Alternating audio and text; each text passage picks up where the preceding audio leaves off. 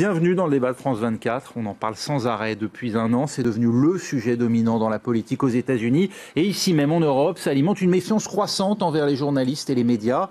Les fake news, l'info bidonnée, souvent sans conséquence, juste pour rire, parfois plus sérieusement pour manipuler l'opinion publique. Dernier exemple en date, ces révélations autour de la société Cambridge Analytica qui se serait servi des données personnelles de 50 millions d'utilisateurs du réseau social Facebook pour les inonder en publicité et autres fake news, donc pour peser dans la campagne présidentielle en faveur de Donald Trump.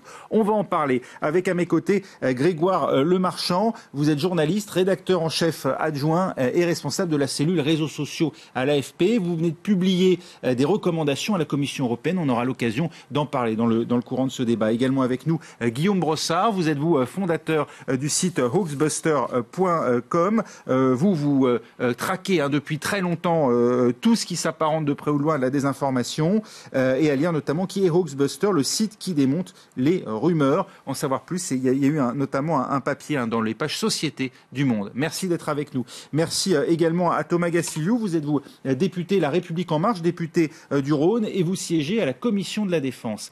Et puis également Alexandre Capron, journaliste à France 24. Ceux qui nous regardent vous connaissent bien puisque vous animez l'émission Les Observateurs dans laquelle vous permettez à ceux qui regardent justement la chaîne et qui voient un peu partout dans le monde des événements particuliers de vous envoyer des images que vous vérifiez. Pour lutter contre la désinformation, justement, France 24 a conçu un programme court. Il décrypte les formes que peut prendre la manipulation à travers les images, baptisé Info Intox et diffusé dans le cadre de la semaine de la presse et des médias dans les écoles et dans l'école en général. Vous avez d'ailleurs cet après-midi encore fait une présentation. Oui, tout à fait. J'étais avec des lycéens qui étaient en lycée professionnel à Vincennes. Et Info Intox, c'est la 4e année qu'on fait ça à France 24. C'est un programme court sur une idée de Ségolène Malter et Wassim Nasr. Ce sont des journalistes à France 24. Et en fait, ils ont voulu lancer ce module pour 2 raisons principales. D'abord, parce que il y avait une nécessité de faire un panorama des intox de l'année en cours. Donc on verra ici un panorama des intox de l'année 2017 qui vont montrer des cas qui sont tous différents mais aussi complémentaires. Et il y a un deuxième objectif à cette vidéo, c'est surtout d'être didactique. Et ça c'est l'élément le plus important, c'est de donner des clés aux internautes pour leur expliquer comment ils auraient pu faire pour vérifier eux-mêmes ce contenu s'ils l'avaient vu circuler sur Internet. Donc la dernière chose qu'il faut dire peut-être, c'est que Info Intox pour cette année 2018, c'est la première fois que le contenu est édité dans les 4 langues pour les 4 chaînes de France 24, en français, en anglais, en arabe et en espagnol. Et donc je vous propose peut-être de voir de suite cette 4e version de Info Intox.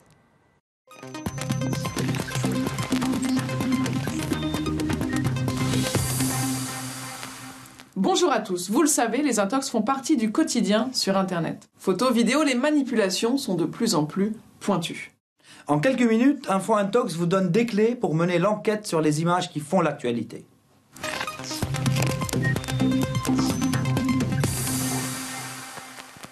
En décembre 2017, des manifestations éclatent en Iran sur fond de crise économique. Mais rapidement, les réseaux sociaux sont censurés, difficile donc d'obtenir des images en temps réel. Pourtant, certaines vont devenir virales. Comme cette scène d'une femme affrontant des policiers. Forte symboliquement, la photo est partagée, entre autres, par des journalistes. Mais est-elle vraie pour autant ? Sur votre téléphone, des outils peuvent vous aider à enquêter, et notamment les applications de recherche d'images inversées, comme celle que vous voyez ici.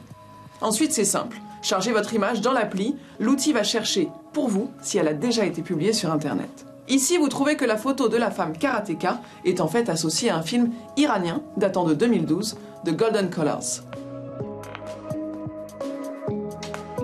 On retrouve bien notre photo prise effectivement lors du tournage du film. Mais avant tout, votre meilleur allié est le bon sens. Toujours pendant la contestation en Iran, cette vidéo est présentée comme une marche pour la démocratie et a été retweetée plus de 18 000 fois.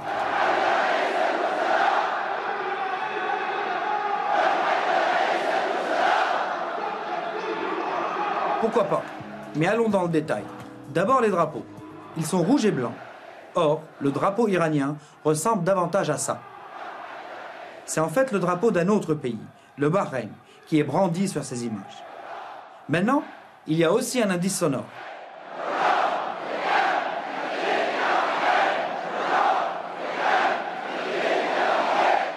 Le slogan scandé par les manifestants n'est pas en persan, mais en arabe. Verdict, la vidéo n'a pas été filmée en Iran, mais bien au Bahreïn, et elle date de 2011.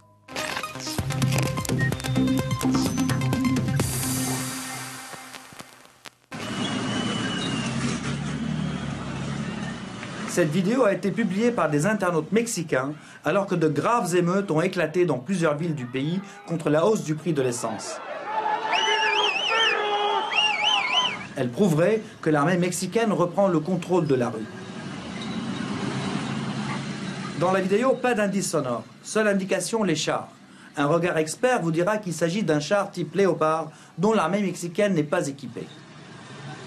Mais si vous n'y connaissez rien en char, un outil peut vous aider à vérifier cette vidéo. Invid. La vérification se fait en 3 étapes. Première étape, vous copiez l'adresse du tweet intégrant la vidéo originale. Deuxième étape, collez-la dans l'onglet Keyframe. L'outil va générer différentes captures d'écran de la vidéo. Et voici ces mêmes images dans un article du site Libération. Ces tanks sont turcs. Ils circulent à Ankara, capitale de la Turquie, en juillet 2016, lors de la tentative de coup d'État.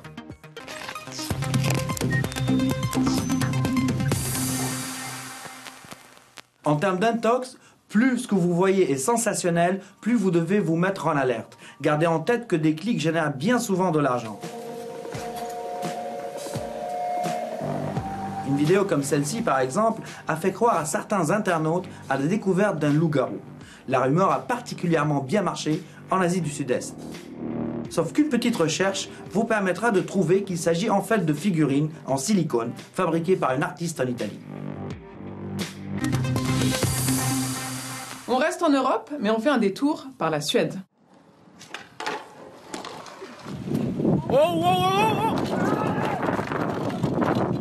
What? Hey, sorry, man. Alors, trop beau pour être vrai?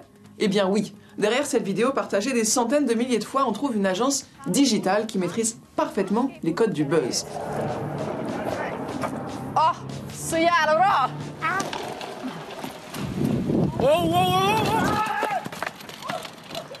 What the What? Hey. Sorry, man. Elle s'est faite au passage une bonne pub grâce au clic des internautes. What the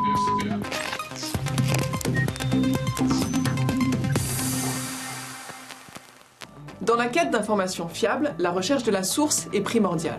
Et vous allez voir que pour savoir où vous êtes sur Internet, tous les détails comptent.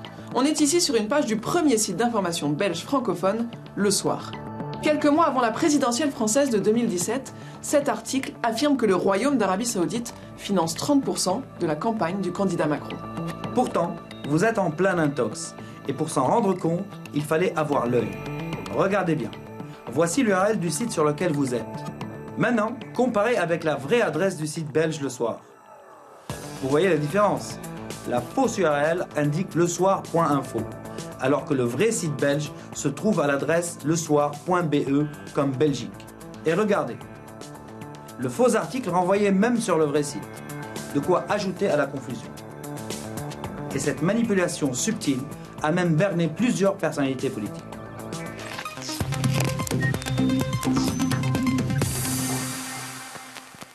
One thing this shows is how far over they go here. Look how far this is.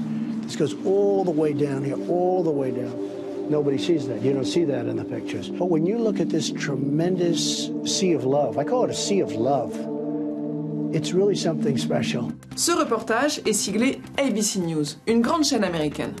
Donald Trump commente avec enthousiasme une photo du pèlerinage à la Mecque devant les journalistes. Surprenant quand on connaît les positions du président américain. Alors allons à la source sur le site du média américain pour retrouver ce moment exact. But when you look at this tremendous sea of love, I call it a sea of love. It's really something special. Et on découvre que dans la version originale, le président américain ne parlait pas de la Mecque, mais du rassemblement lors de son investiture à la Maison-Blanche. L'image qu'il commente a simplement été retouchée par des youtubeurs, et le résultat est assez bluffant. You don't see that in the pictures. But when you look at this tremendous sea of love, I call it a sea of love. Mais l'intox qui relevait de la moquerie est allé plus loin. La vidéo avec la photo de la Mecque a par la suite été reprise par un imam malien. Ici, il la commente en langue bambara. Écoutez. na bena tradi bamanankan ka kuma yɛrɛ kisɛ da ikere parce que a bɛ ka kuma dɔ de fɔ kuma ninnu ka girin tajma ul muslimina fi hadha al makan ako aflɛ silamɛw bɛ ɲɔgɔn fara ɲɔgɔn kan nin yɔrɔ in de la alkaba kɔrɔya silamɛw ka nin jama fara ɲɔgɔn kan ka motiver ka ɲɔgɔn fara ɲɔgɔn kan nin kɛcogo la ko nin man ɲi an ma f'an k'u fara ka bɔ ɲɔgɔn na kuma kɔrɔ de y'o ye. Cette version du reportage est cette fois-ci doublement manipulée et prête au président américain des propos graves, mais qu'il n'a jamais tenus. Info Intox c'est terminé, à vous maintenant d'ouvrir l'œil. Et pour découvrir d'autres décryptages, rendez-vous sur le site des observateurs de France 24.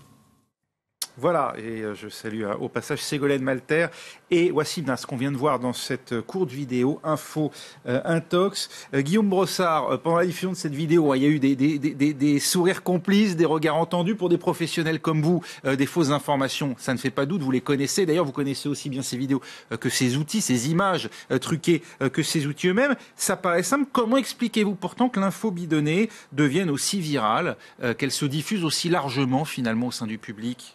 C'est assez simple en fait. L'info bidonnée fonctionne sur un ressort essentiel qui est l'émotion. Dès lors que quelque chose est susceptible de générer une émotion, les internautes vont avoir envie de la partager. Alors l'émotion, ça peut être de la colère, de l'empathie, de la joie, etc. Souvent les fake news ça joue plutôt sur les émotions, on va dire négatives, propres à faire réagir les gens. Et donc elles vont être de toute façon beaucoup plus diffusées qu'une info rationnelle pour laquelle il faut prendre du temps avant de l'analyser et de la comprendre. Mais le fait justement d'avoir autant de dieux braqués sur de mêmes images, et ce que viennent de nous dire finalement Ségolène Malter et Wassim Nasr, c'est-à-dire que finalement il y a des éléments assez évidents parfois qui sautent aux yeux, Grégory Lemarchand, malgré cela, ça ne suffit pas ? On laisse passer des choses qui semblent parfois totalement invraisemblables.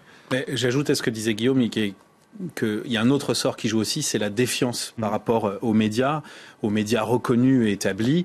Et donc on a tendance à croire tout ce qui ne vient pas de médias établis. Et ensuite les ressorts des réseaux sociaux, c'est aussi de croire ce qui est partagé par mon cousin, par mon voisin de palier, par mon meilleur ami. Donc si lui a partagé, je ne me pose pas vraiment de questions. Et c'est vrai, parfois, et c'est ce qui était dit très justement dans le sujet, plus c'est gros, plus ça passe souvent. Et donc vous, c'est la raison pour laquelle vous êtes impliqué sur cette question-là, parce que c'est vrai que c'est pas forcément le rôle à l'origine immédiate de quelqu'un qui travaille à l'AFP de se pencher sur la diffusion des fausses informations. Qu'est-ce qui vous a poussé et surtout quelle part active vous prenez-vous aujourd'hui dans la lutte contre ces fake news ? C'est vrai qu'à l'origine, l'AFP, par essence même, on ne parlait que de choses vraies. Donc on ne parlait pas de rumeurs. Oui, on préfère ignorer la rumeur et la taire. Effectivement. Et aujourd'hui, on ne peut pas lui donner de résonance. Absolument. Donc aujourd'hui, effectivement, on ne peut pas ignorer ça, de dire finalement, on ne va pas s'intéresser à des choses effectivement qui sont fausses, mais qui sont partagées par des milliers et des milliers de personnes. Donc ça change effectivement un petit peu notre façon de travailler. Ça vous a vraiment bousculé dans vos habitudes ? Vous le dateriez de quand, cette émergence des fake news ? Est-ce que ça a transformé votre métier à vous aussi ? Mais pour nous, il y a eu un tournant. C'est, pour revenir à une actualité assez dramatique, c'est le soir du 13 novembre. Et le soir du 13 novembre, il s'est passé beaucoup de choses sur les réseaux sociaux. Mais on a eu vraiment l'impression, et ensuite qui a été confirmée par des études qu'on a fait a posteriori, c'est que la majorité des infos, en tout cas beaucoup d'infos qui étaient partagées ce soir-là, étaient fausses. Et donc là, on est quand même sur une actualité très grave. On n'est pas dans le hoax un peu rigolo, comme on a pu voir également dans le sujet avant. Donc vraiment, ça fait prendre conscience que là, il faut vraiment agir.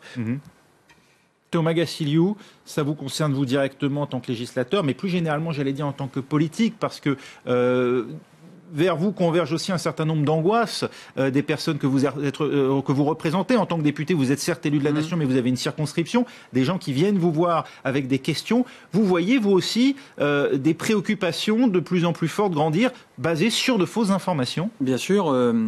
Lundi soir, pour tout vous dire, on avait un débat public organisé dans la circonscription à Charbonnières-les-Bains. On avait plus de 200 personnes. Et j'ai été étonné de la prise en compte désormais forte des citoyens des nouveaux enjeux du numérique, qui s'inquiètent réellement sur la diffusion des informations, sur comment on va pouvoir s'ingérer dans leur vie. Et moi, sur le reportage que vous avez diffusé, j'ai envie de dire la chose suivante. On voyait à un moment donné un char au Mexique qui n'était pas un char mexicain mais un char turc. Mais qui sait que le char Léopard, c'est celui de l'armée turque ? Ça nous demande déjà, vous dites, certains éléments de connaissance. Oui. On voyait des tout petits drapeaux, il faut zoomer dessus. Donc il n'est pas simple de faire la différence. Et je pense qu'un des points majeurs qui change par rapport à précédemment. C'est que avant, des gens qui racontaient des bêtises, il y en avait de partout. Vous rentrez dans un bar, vous discutez 10 minutes avec quelqu'un, vous entendez derrière vous des fois des bêtises qui sont racontées. Aujourd'hui, vous avez une caisse de résonance avec Internet qui fait que celui qui raconte une bêtise, l'information devient très vite, rapidement diffusée. On pointe souvent le rôle des GAFA dans la diffusion des fausses informations. On parlera plus tard de ce que compte faire le gouvernement et votre majorité en la matière. Mais pour vous, ils ont une responsabilité ou ils sont simplement un tuyau et ils ne maîtrisent pas tout?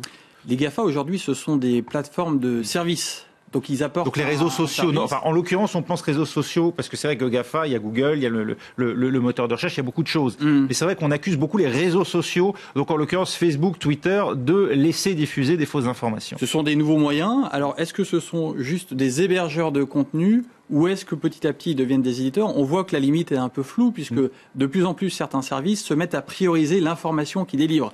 Si je prends l'exemple de Twitter, aujourd'hui c'est pas uniquement un service sur lequel vous pouvez envoyer des tweets et ils sont diffusés dans l'ordre où ils arrivent. C'est également un service qui va tâcher d'agréger certaines informations et de les mettre en avant. Donc il y a une hiérarchisation dans la présentation qui peut induire en erreur. Voilà, et donc petit à petit ils deviennent éditeurs d'informations parfois. Alexandre Capron, vous-même vous analysez des contenus que Facebook vous soumet pour en confirmer ou non la véracité. Oui, tout à fait.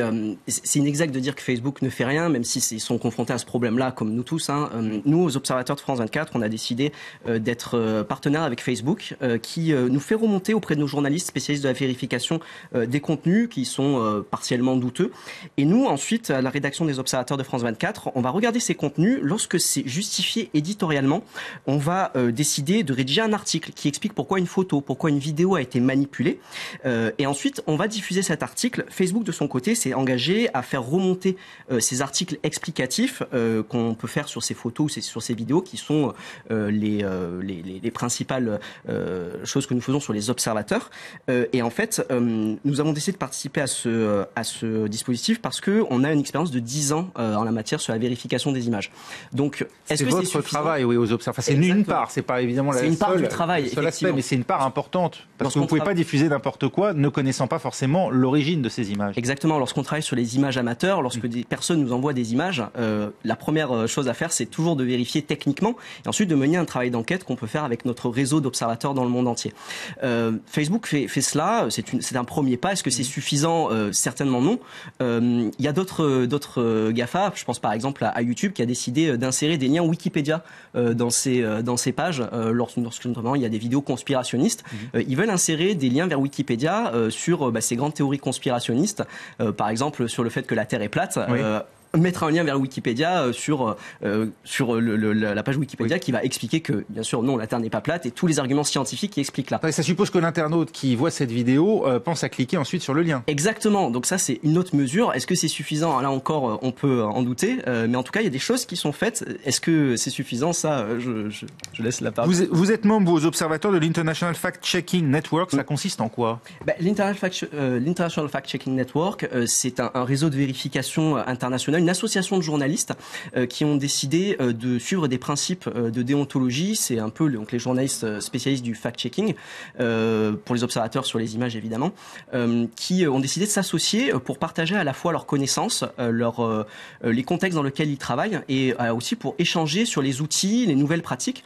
Et ça montre, ce qui est intéressant, c'est que ça montre que vraiment il y a des journalistes qui commencent à s'associer pour travailler ensemble et lutter de façon plus efficace contre les intox qui circulent sur Internet. Bon, et on va en reparler dans un instant, c'est la fin de la première partie du débat, mais on se retrouve tout de suite pour évoquer à nouveau ces fameuses fake news, comment elles changent le monde dans lequel on est, notre façon aussi à nous, journalistes, d'exercer notre métier. C'est tout de suite, restez avec nous sur France 24.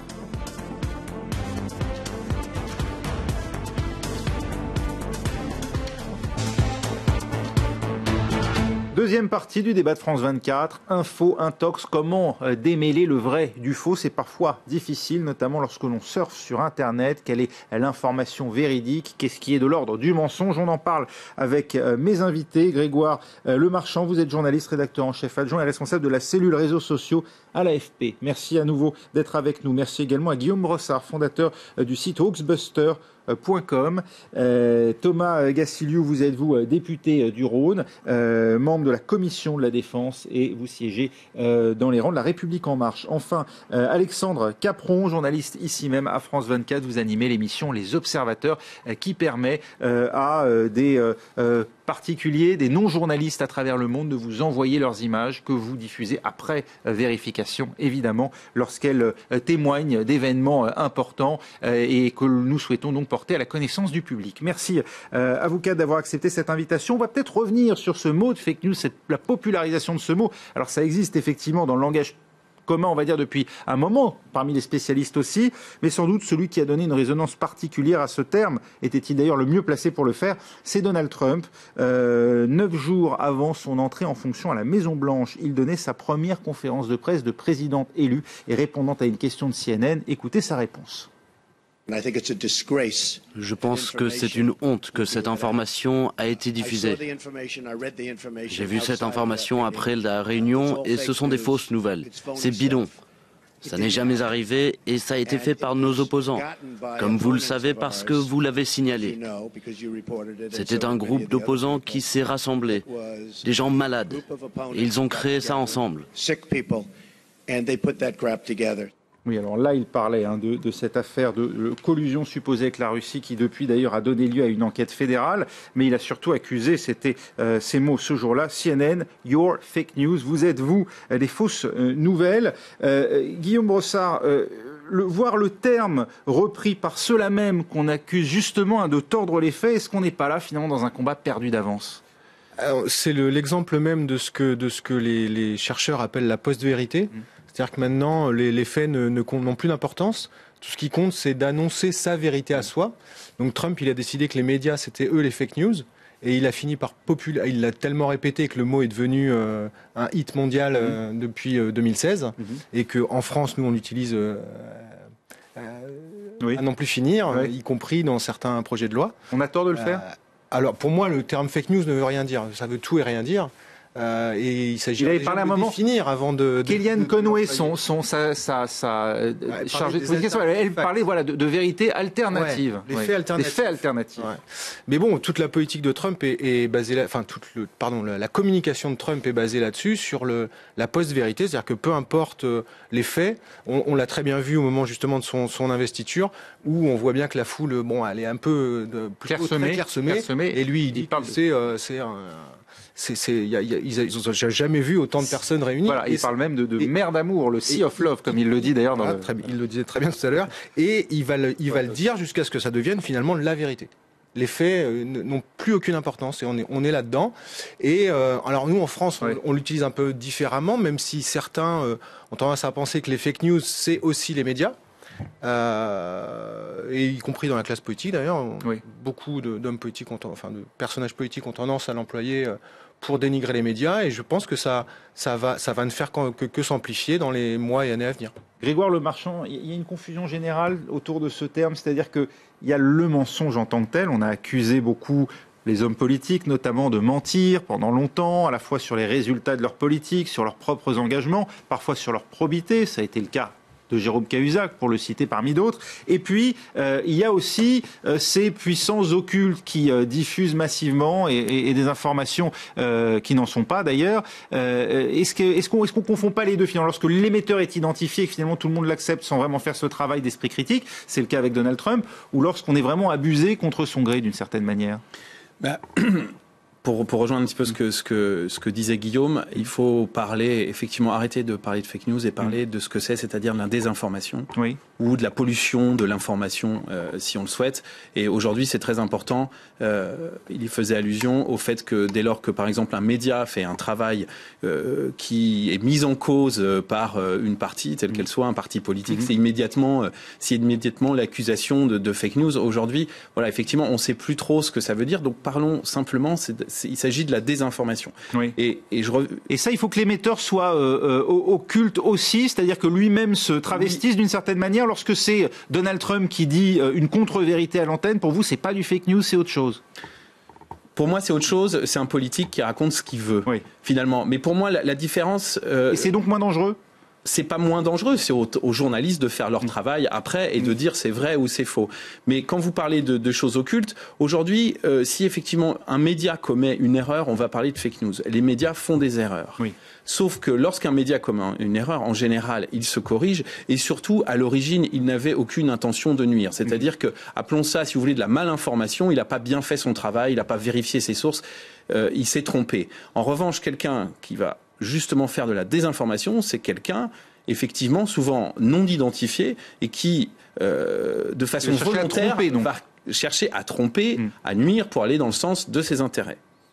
Thomas Gassiliou, votre mouvement, La République En Marche, s'est beaucoup illustré sur l'idée de rupture avec ce que vous appelez le monde d'avant, avec les pratiques d'avant, avec peut-être aussi un discours politique qui était en décalage avec les faits. Il y a la volonté de parler vrai, il y a la volonté aussi, et ça c'est assez nouveau de la part du chef de l'État en tout cas, de prendre à bras-le-corps cette question des fake news. Il veut encadrer la diffusion d'informations pendant les périodes électorales. Alors on va peut-être le voir illustré pour qu'on comprenne bien de quoi il s'agit. Il s'agirait notamment d'obliger les diffuseurs à révéler quels contenus sont sponsorisés, de permettre aussi aux juges sous 48 heures de bloquer toute fausse information partagée massivement et distribuée artificiellement, de pouvoir aussi sanctionner les médias étrangers diffusant des contenus faux en français. Pour vous, il est urgent aujourd'hui d'encadrer la diffusion d'informations pendant les périodes électorales ? Il y a effectivement non seulement les pratiques politiques que l'on veut renouveler, mais il y a également un contexte où on l'a vu pendant le Brexit, pendant l'élection de Donald Trump, pendant l'élection d'Emmanuel Macron. Vous avez peur qu'on cherche à manipuler les élections ici en France ? Oui. Vous en avez la preuve, il y a déjà eu des tentatives. Là, on a vu effectivement, ne serait-ce que pendant l'élection présidentielle, qu'il y a plusieurs fausses informations effectivement qui ont été diffusées. On a peur également d'une ingérence. Le soir même du débat présidentiel, on s'en souvient. Et d'ailleurs, la candidate du Front National en avait fait mention pendant le débat. Des menaces qui peuvent venir aussi de l'intérieur. Et donc, il faut qu'on s'en préoccupe, puisque ce qui est absolument crucial dans une démocratie, c'est que le scrutin soit véridique, ne soit pas altéré. Oui.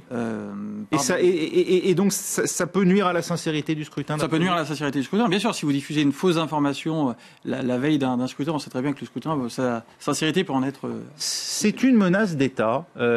Emmanuel Macron s'en était pris devant le président Poutine, qu'il accueillait, c'était l'année dernière à Versailles, à des médias russes. D'ailleurs, on imagine qu'ils sont peut-être ciblés dans ce qui n'est pas encore d'ailleurs un projet de loi à l'heure où nous parlons, mais lorsqu'il s'agit d'interdire des médias émettant en français de fausses informations auprès du public français. Donc, on pense bien sûr à Russia Today et Sputnik. Alors là, je vous parle en tant que membre de la Commission Défense. Aujourd'hui, la frontière entre États, organisations, individus est de plus en plus faible. Et donc, on sait qu'effectivement, des États interviennent dans des processus démocratiques sans se qualifier eux-mêmes d'États au travers d'organisations, comme ils le font d'ailleurs sur le champ de bataille. On l'a vu en Ukraine, on sait très bien qui était derrière, ça s'est fait de manière détournée. Donc les frontières d'hier sont un peu abolies. C'est aujourd'hui même une question stratégique militaire, puisque vous siégez la Commission de la Défense ? Bien sûr, c'est une question stratégique de souveraineté nationale, que de bonnes informations soient disponibles. On a d'ailleurs cette semaine le vote de la loi de programmation militaire, où on a un article 19 qui prévoit la manière dont les opérateurs peuvent agir quand des virus sont propagés. On peut soit manipuler, on peut interagir quand on est une puissance étrangère sur un pays, soit en manipulant les contenus, soit en agissant également pour manipuler les machines. C'est pour ça qu'on veut protéger les opérateurs d'importance vitaux. Alexandre Capron, c'est important qu'il y ait une loi aujourd'hui pour encadrer, ou bien est-ce qu'au contraire, est-ce qu'il faut se méfier de possibles atteintes au pluralisme ? Ce qui est intéressant dans cette loi, en tout cas ce qu'on en sait pour l'instant, c'est principalement le fait que les contenus sponsorisés vont être révélés, seraient révélés en tout cas. On saurait qui sponsorise et de combien. C'est un intérêt journalistique, clairement, parce que nous, ça nous permettrait de savoir qui peut essayer d'influencer en diffusant quel type d'informations. Ensuite, c'est vrai qu'on a un regard un petit peu plus international sur la question aux observateurs de France 24. On voit bien qu'il y a des tentatives de réfléchir sur la question, notamment au Sénégal, où il y a un gros problème aussi avec la diffusion de fausses informations de façon récurrente. Il y a des médias qui commencent à s'organiser à ce niveau-là, mais ce qui est sûr, c'est qu'il y a en France particulièrement, il y a une nécessité d'intervenir. Il y a un risque pour la liberté d'expression qui est clair.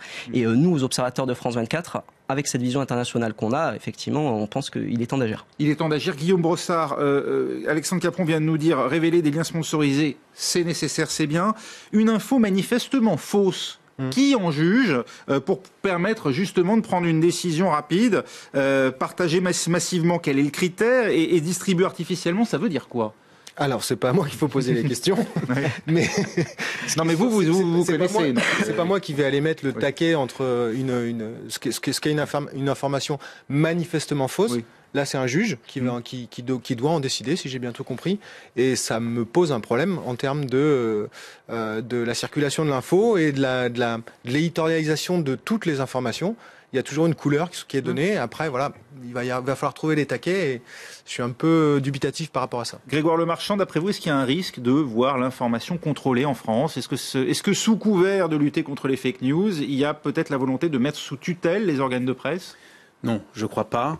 En revanche, moi, je vois éventuellement un risque, c'est que si des contenus, des posts, de blogueurs sont retirés pour propagation de fausses informations, il y a le risque peut-être de créer, j'allais dire, une martyrologie, des gens qui vont dire, regardez, j'ai été censuré suite à une action du gouvernement, la liberté d'expression est en danger. Donc il y a vraiment ce risque-là. Donc vous êtes pour le name and shame d'une certaine manière, pointer du doigt et dire où sont les abus plutôt que de les sanctionner pénalement par la loi? Moi, je suis plutôt pour le fait que non pas de supprimer des contenus, mais de faire en sorte qu'ils soient beaucoup moins visibles, d'une part, et qu'ils soient détectés plus tôt par les observateurs, par exemple nous à l'AFP, qui faisons de la démystification, de la vérification, pour démontrer le plus rapidement possible pourquoi ce contenu est manifestement faux, plutôt que de le demander au juge. Thomas Gassiliou, vous voulez répondre en un mot? La question de la liberté d'expression, on l'avait déjà évoquée lors du cyber-djihadisme. Dans quelle mesure on peut publier les informations qu'on souhaite sur Internet? Ce sujet a été réglé en bonne partie. Les plateformes ont fait beaucoup d'efforts là-dessus. Aujourd'hui, pour les questions de campagne électorale, ce n'est pas clairement défini, justement, qu'est-ce qui est une information manifestement fausse ou pas. Et donc, les grands principes de la loi, c'est justement de définir quand une information est manifestement fausse et le processus pour la retirer éventuellement des réseaux sociaux. Et notamment, on aurait la saisie d'un juge en référé qui aurait à se prononcer pour savoir si cette information doit être retirée ou pas. Donc, l'idée, c'est d'encadrer tout ça uniquement dans le cadre du processus électoral. Dernière affaire en date, j'en parlais dans le début de ce débat, Cambridge Analytica, on voyait Donald Trump il y a quelques instants, c'est cette entreprise, cette société britannique se serait servi des données personnelles de 50 millions d'utilisateurs du réseau social Facebook. L'objectif, c'est de permettre d'inonder en publicité et également en fake news ces mêmes utilisateurs. Objectif, peser sur la campagne présidentielle américaine et faire ainsi élire Donald Trump. Les explications en images de Zora Ben-Miloud. Le géant Facebook, de nouveau dans la tourmente après le scandale de Cambridge Analytica. Cette société britannique est accusée d'avoir récupéré sans leur consentement les données de 50 millions d'utilisateurs via une application de test psychologique. Objectif, élaborer un logiciel permettant de prédire et d'influencer le vote des électeurs durant la présidentielle américaine. Plusieurs membres du Congrès américain réclament une audition de Mark Zuckerberg. Ces compagnies se développent à toute allure et bénéficient d'une telle bonne presse qu'elles finissent par avoir une haute estime d'elles-mêmes. Elles finissent peut-être par se croire au-dessus des lois qui s'appliquent à tous. De son côté, Facebook enregistre une perte journalière de près de 37 millions de dollars. L'entreprise annonce la suspension de sa collaboration avec Cambridge Analytica et promet la destruction de l'ensemble des données collectées illégalement.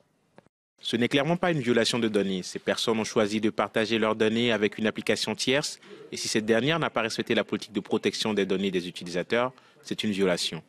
Aucun système n'a été infiltré, aucun mot de passe et aucune information n'a été volée ou piratée. En interne, conséquence directe du scandale, Alex Stamos, responsable de la sécurité des systèmes d'information de Facebook, se retrouve poussé vers la sortie. Il devrait quitter son poste au mois d'août prochain.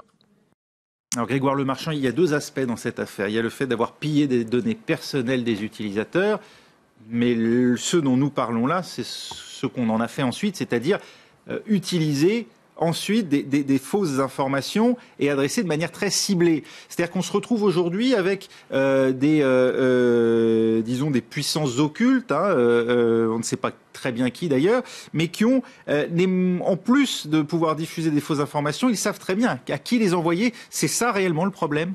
En tout cas, ça remet dans cette affaire-là le modèle économique, une partie du modèle économique de Facebook en cause, c'est-à-dire que Facebook vend des données et en récolte des millions, voire des milliards. Il y a plus de 2 milliards d'utilisateurs.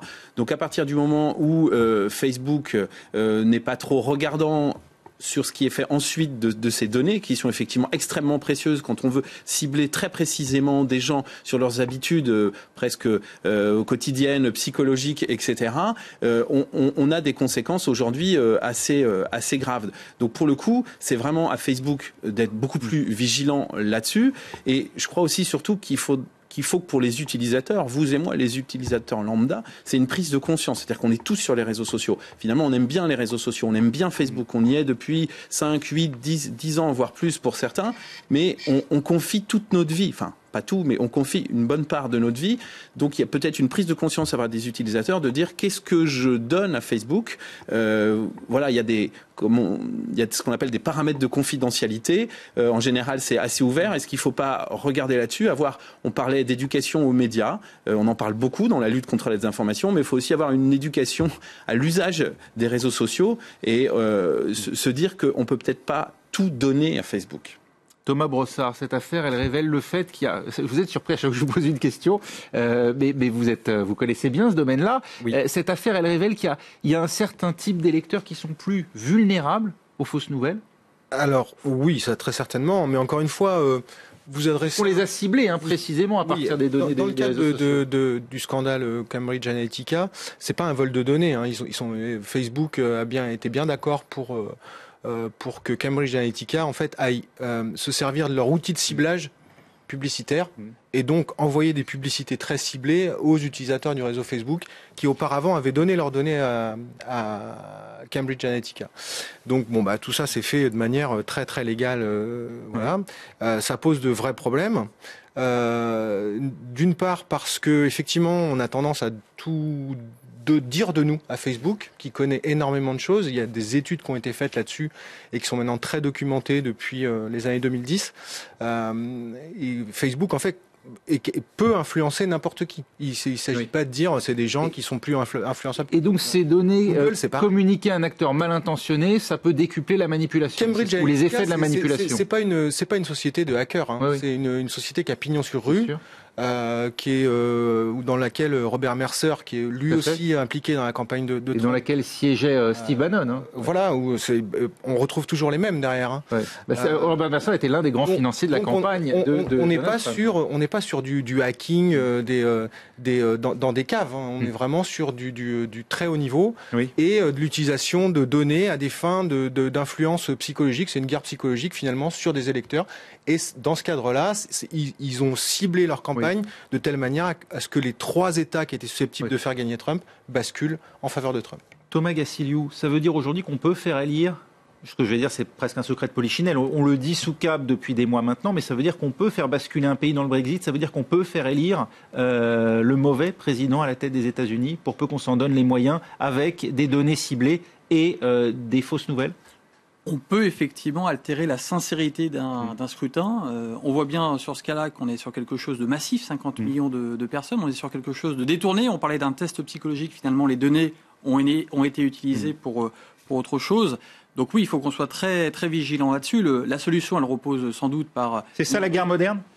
Ça fait partie des nouvelles sources de conflictualité de l'Internet. Tout espace où on est libre, dans un premier temps, finisse par être une source de conflictualité. On parle de l'Internet, on peut parler également de l'espace, qui va être une source de conflictualité. Vous croyez que la Russie est derrière ?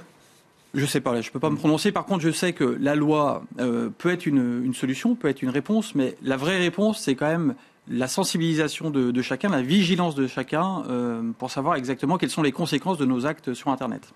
Alexandre Capron, on vient de le voir, ces fausses nouvelles, elles ont à la fois beaucoup de visages et aussi beaucoup d'usages.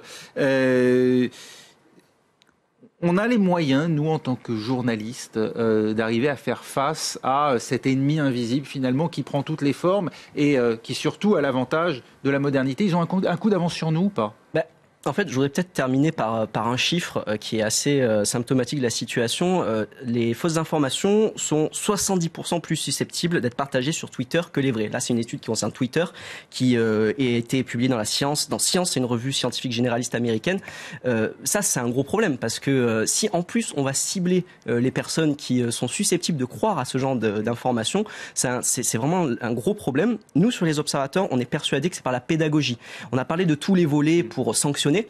Nous, on pense que c'est la pédagogie au quotidien, à travers nos articles, à travers nos explications, à travers nos rencontres avec des lycéens, qu'on va pouvoir transmettre les bons réflexes. Et surtout, le mot d'ordre, c'est vérifier avant de partager. C'est toujours ce qu'on dit à tout le monde. Et c'est en ce sens-là qu'on pourra avancer et travailler pour lutter contre les intox. Voilà, donc ne cliquez pas retweet trop facilement, vérifiez toujours ce que vous avez, parce que sinon vous êtes responsable aussi de la diffusion d'une fausse information.